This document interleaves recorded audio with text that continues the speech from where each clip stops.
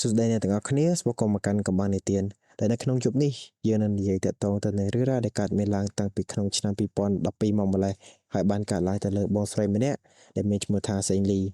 គាត់គឺជាវិធីការនីម្នាក់ផងដែរហើយដោយសារតែគាត់គឺជាវិធីការនីនឹងហើយទៅបានជាតម្រូវឲ្យគាត់ធ្វើការតាមខេត្តជាច្រើនដោយសារតែ event គេតម្រូវហើយគាត់បានធ្វើការនៅគ្រប់ខេត្តគ្រប់ក្រុងប៉ុន្តែអត់មានរឿងអីកើតឡើងទេ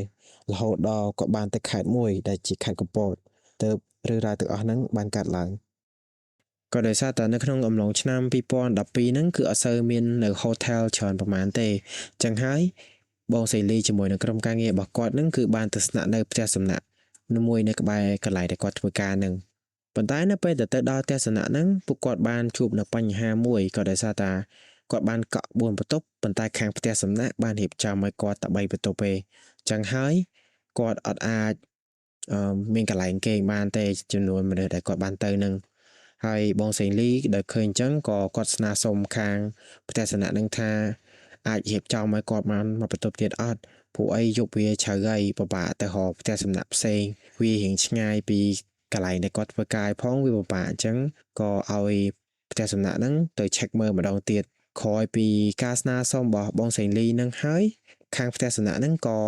បានទៅ check មើលមែនហើយក៏ប្រាប់មកបងសេងលីវិញថាគាត់នៅសល់មកបន្ទប់ទៀតប៉ុន្តែវានៅរៀងដាច់ឆ្ងាយពីកន្លែងដែលគ្នាពួកគាត់បាននៅហ្នឹងហើយវារៀងនៅក្រោយជាងគេបន្តិចអញ្ចឹងហើយគាត់មកសួរបងសេងលីវិញថាអាចនៅបានអត់ហើយនៅក្នុងបន្ទប់ហ្នឹងមានតែកង្ហារទេដោយសារតែពិបាកក្នុងការទៅរកផ្ទះសំណាក់ផ្សេងទៀតព្រោះអីវាយប់ហើយក្រុមការងារក៏នៅនេះទាំងអស់ផងគាត់ក៏សម្រេចចិត្តថាទៅនៅក្នុងបន្ទប់រៀងឆ្ងាយពីក្រុមការងាររបស់គាត់តិចទៅព្រោះវាអស់ជំរើសហើយណាមួយវារៀងជប់ជ្រៅផងពិបាកហៅ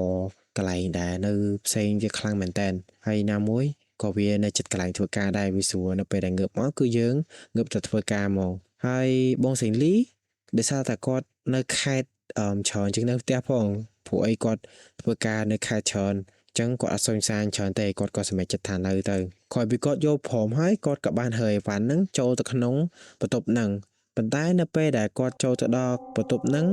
គឺក៏បានសង្កេតឃើញថាបន្ទប់ហ្នឹងមានសភាពរាងចាស់ជាងបន្ទប់ណាទាំងអស់ហើយក្លិននៅក្នុងបន្ទប់ហ្នឹងវារៀងរបៀបផ្សិតផ្ដោះឆ្អាបចំណែកឯបន្ទប់ហ្នឹងគឺមានសភាពត្រជាក់ខុសពីបន្ទប់ផ្សេងទោះបីជាបន្ទប់ហ្នឹងមានតែកង្ហារអត់ម៉ាស៊ីនត្រជាក់ក៏ដោយហើយនិយាយទៅគឺត្រជាក់ជាងបន្ទប់ក្រុមការងារដែលគាត់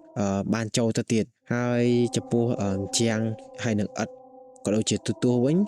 វាដូចមាននៅស្នាមក្រហមដូចទៅនឹងដាមឈាមចឹងប៉ុន្តែដោយសារតែវាយប់ជ្រៅហើយ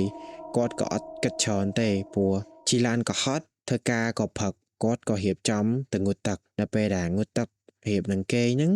គាត់ក៏ឮសលេងគ្រិចគ្រុកនៅក្នុងបន្ទប់ទឹកដែរប៉ុន្តែក៏អត់ខ្វល់ទេព្រោះផឹកឡើងគឺកម្មវិធីហើយដោយម្លងបានមួយយប់ហ្នឹងគឺអត់មានរឿងអីកាត់ឡើងទាំងអស់ហើយកម្មវិធីដែលគាត់បានទៅធ្វើការហ្នឹងក៏អត់មានអីដែរគាត់ក៏បានត្រឡប់មកវិញនៅពេលរៀងយប់ហើយក៏ check out check អីហើយហើយវ៉ាន់ត្រឡប់ទៅផ្ទះវិញភ្លាមព្រោះគាត់ក៏មានការងារបន្ទាប់នៅប្រហែលថ្ងៃក្រោយនៅភ្នំពេញដែរគាត់អាចបានដើរលេងនៅកពតនឹងអីបន្តិចទេដែលវាជារឿងធម្មតារបស់បងសេងលីហើយនៅពេលដែលគាត់ត្រឡប់ពីខេត្តវិញចូលមកក្នុងផ្ទះម៉ាក់គាត់នឹងគឺតែងតែរងចាំផ្លូវគាត់ហើយតែងតែកាច់នៅស្លឹកឈើឬក៏យកអំបិលជាមួយនឹងអង្ករហ្នឹងបច្ចេចេញឲ្យគាត់រហូតហ្នឹងគឺរៀងរាល់ពេលដែលបងសេងលីហ្នឹងទៅខេត្តតែម្ដងប៉ុន្តែនៅពេលដែលមកលើកនេះគឺនៅក្នុងថ្ងៃដែលគាត់បានមកពីកពតហ្នឹងវាម៉ោង12កន្លះហើយម៉ាក់គាត់ហ្នឹងក៏សម្រាប់លក់ទៀតចឹងហើយគាត់ក៏អត់ចង់រំខានម៉ាក់គាត់ក៏ចូលមកក្នុងបន្ទប់គេងធម្មតាដោយអត់បានបច្ចេអីទាំងអស់គាត់ក៏គិតថាវាអត់ជាបញ្ហាអីទេព្រោះអីគាត់បច្ចេរហដងហើយអញ្ចឹងអត់លើកហ្នឹងក៏បានដែរហើយ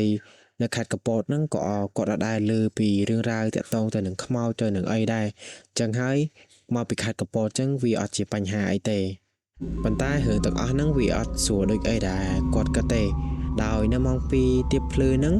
បងសេងលីក៏បានងើបទៅបន្ទប់ទឹកហើយគាត់ក៏បានឃើញម៉ាក់របស់គាត់ហ្នឹងគឺគេងនៅក្បែរគាត់ប៉ុន្តែវាជាងធម្មតារបស់ម៉ាក់បងសេងលីទេក៏ព្រោះតាម៉ាក់បងសេងលីហ្នឹងក៏តែងតាងើបឡើងនៅពេលយប់ទៅគេងនៅក្នុងបន្ទប់បងសេងលីជានិច្ចចឹងហើយគាត់ក៏បានយកភួយហ្នឹងគឺទៅដប់ឲ្យម៉ាក់របស់គាត់ហើយក៏ចាក់ចេញមកបន្ទប់ទឹកជាធម្មតាទៅប៉ុន្តែនៅពេលដែលគាត់ទៅដប់ភួយហើយចេញពីបន្ទប់ហ្នឹងហើយស្រាប់តែគាត់ហ្នឹងបានឃើញម៉ាក់របស់គាត់គឺសម្រាននៅក្បែរប៉ារបស់គាត់នៅក្រៅបន្ទប់ទេគ្រាន់តែឃើញបែបហ្នឹងហើយគឺស្វាងចែបដោយចុះណាមិនភ័យបើស្ដាប់ភួយឲ្យម៉ាក់ហើយ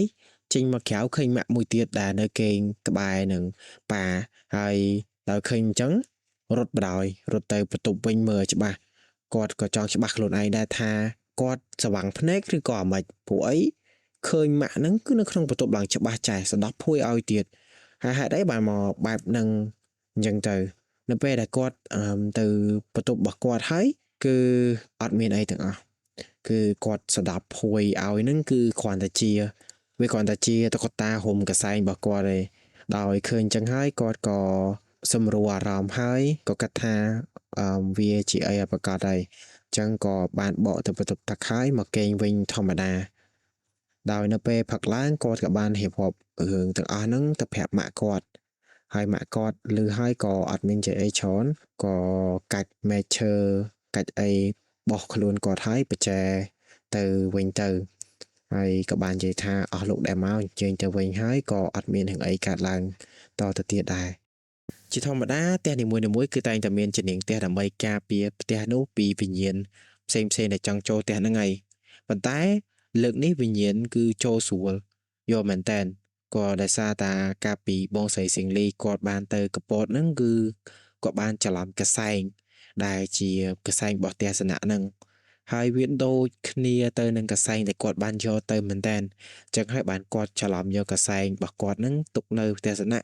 ហើយយកកសែងពីផ្ទះសនៈហ្នឹងមកផ្ទះដែលគាត់នៅហ្នឹងអញ្ចឹងហើយបាន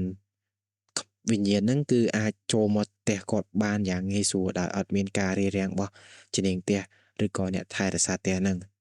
ដោយសារតាមានរឿងរ៉ាវបែបហ្នឹងហើយគាត់ក៏បានទៅស្រាវជ្រាវពីខេត្តកពតពីផ្ទះសនៈដែលគាត់បាននៅហ្នឹងហើយក៏បានរកឃើញថានៅខេត្តកពតដែលជាផ្ទះសនៈដែលគាត់បាននៅហើយនៅក្នុងបន្ទប់ដែលគាត់បានទៅគេងនៅក្នុងយប់ហ្នឹងគឺមានអឃាតកម្មមួយដែលគេបានសម្លាប់ក្មេងប្រុសម្នាក់នៅក្នុងហ្នឹងហើយវាបានកើតឡើងប្រហែលជាមុនគាត់ទៅហ្នឹងមួយខែទេអញ្ចឹងហើយបានបន្ទប់ហ្នឹងគឺបានបិទដើម្បីឲ្យសម្អាតគ្រាន់តែនៅពេលដែលគាត់ទៅហ្នឹងគឺវាសម្អាតទាន់ស្អាតនៅឡើយឯងហើយគេក៏អត់មានបានអញ្ជើញព្រលឹងដែលនៅក្នុងផ្ទះហ្នឹងទៅទីតាំងឬក៏ទៅកន្លែងដែលគាត់ហ្នឹងបានចាប់ជាតិដែរគឺនៅតែនៅក្នុងផ្ទះហ្នឹងជានិច្ចហើយបានរហូតដល់បងស្រីសៀងលីគាត់ទៅហើយក៏បានតាមមកដល់ផ្ទះគាត់ហ្នឹងអញ្ចឹងហើយអ្នកទាំងអស់គ្នាដែលទៅគេងនៅទីតាំងណាមួយគឺត្រូវតាស៊ើបមើលឲ្យច្បាស់និងស្រាវជ្រាវពីកន្លែងហ្នឹងឲ្យច្បាស់មែនតើកែលោប៉ះចំបន្ទប់ឬក៏ផ្ទះណាដែលមានរឿងកើតហេតុដូចទៅនឹងបន្ទប់ដែលបងសៀងលីគាត់ស្នាក់នៅហ្នឹងហើយរឿងរបស់យើងគឺមានតែប៉ុណ្្នឹងទេអញ្ចឹងបើអ្នកទាំងអស់គ្នាចូលចិត្តក៏ជួយចុច like subscribe ផងហើយជួបគ្នានៅយប់បន្ទាប់បាយបាយ